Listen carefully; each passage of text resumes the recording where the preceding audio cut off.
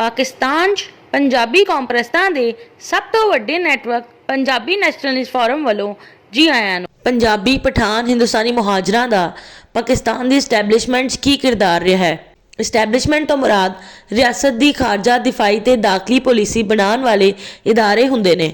ਇਸਟੈਬਲਿਸ਼ਮੈਂਟ ਦੀ ਬਣਾਈ ਗਈ ਪਾਲਿਸੀ ਤੇ ਲੈਜਿਸਲੇਟਿਵ ਕਾਨੂੰਨ ਸਾਜ਼ੀ ਕਰਦੇ ਨੇ ਤੇ ਐਗਜ਼ੈਕਟਿਵ ਅਮਲ ਕਰਵਾਉਂਦੇ ਨੇ। ਇਸਟੈਬਲਿਸ਼ਮੈਂਟ ਦਾ ਕਿਰਦਾਰ ਯਕਸਾ ਨਹੀਂ ਰਿਹਾ ਕਰਦਾ। ਇਸ ਦੀ ਵਜ੍ਹਾ ਇਹ ਹੈ ਕਿ ਇਸਟੈਬਲਿਸ਼ਮੈਂਟ ਨੂੰ ਚਲਾਉਣ ਵਾਲੇ ਅਫਰਾਦ ਦੀ ਤਬਦੀਲੀ ਇਸਟੈਬਲਿਸ਼ਮੈਂਟ ਦੇ ਕਿਰਦਾਰ ਨੂੰ ਤਬਦੀਲ ਕਰਦੀ ਰਹਿੰਦੀ ਹੈ। ਇਸ ਲਈ ਅਸਲ ਕਿਰਦਾਰ ਇਸਟੈਬਲਿਸ਼ਮੈਂਟ ਦਾ ਨਹੀਂ ਬਲਕਿ ਇਸਟੈਬਲਿਸ਼ਮੈਂਟ ਤੇ ਕੰਟਰੋਲ ਵਾਲੇ ਅਫਰਾਦ ਦਾ ਹੁੰਦਾ ਹੈ।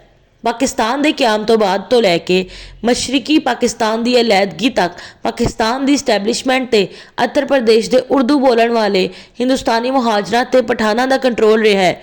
ਬੰਗਾਲੀਆਂ ਤੇ ਪੰਜਾਬੀਆਂ ਨੂੰ ਪਾਕਿਸਤਾਨ ਦੀ ਇਸਟੈਬਲਿਸ਼ਮੈਂਟ ਤੇ ਦਸਤਰਸ ਨਹੀਂ ਦਿੱਤੀ ਜਾਂਦੀ ਸੀ। ਮਸ਼ਰਕੀ ਪਾਕਿਸਤਾਨ ਦੀ ਅਲੈਹਦਗੀ ਦੇ ਬਾਅਦ ਪਾਕਿਸਤਾਨ ਦੀ ਇਸਟੈਬਲਿਸ਼ਮੈਂਟ ਤੇ ਉੱਤਰ ਪ੍ਰਦੇਸ਼ ਦੇ ਉਰਦੂ ਬੋਲਣ ਵਾਲੀ ਹਿੰਦੁਸਤਾਨੀ ਮੁਹਾਜਰਾਂ ਤੇ ਪਠਾਨਾਂ ਦੇ ਕੰਟਰੋਲ ਦੇ ਨਾਲ ਪੰਜਾਬੀਆਂ ਨੂੰ ਵੀ ਦਸਤਰਸ ਹਾਸਿਲ ਹੋਣ ਲੱਗੀ।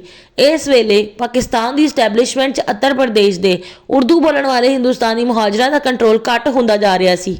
ਸਿਰਫ ਪੰਜਾਬੀਆਂ ਤੇ ਪਠਾਨਾਂ ਦਾ ਕੰਟਰੋਲ ਵੱਧ ਰਿਹਾ ਸੀ।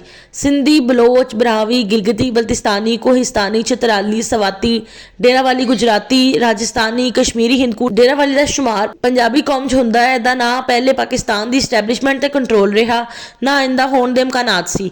ਇਸ ਲਈ ਇਸਟੈਬਲਿਸ਼ਮੈਂਟ ਦੇ ਕਾਰਨਾਮਿਆਂ ਦਾ ਜ਼ਿਕਰ ਕਰਦੇ ਵੇਲੇ ਇਹ ਵਜ਼ਾਹਤ ਵੀ ਕਰ ਦੇਣੀ ਚਾਹੀਦੀ ਹੈ ਕਿ ਕਿਹੜੀ ਇਸਟੈਬਲਿਸ਼ਮੈਂਟ पंजाबी इस्टैबलिशमेंट, पठान इस्टैबलिशमेंट, उर्दू बोलने वाले हिंदुस्तानी मुहाजिर इस्टैबलिशमेंट।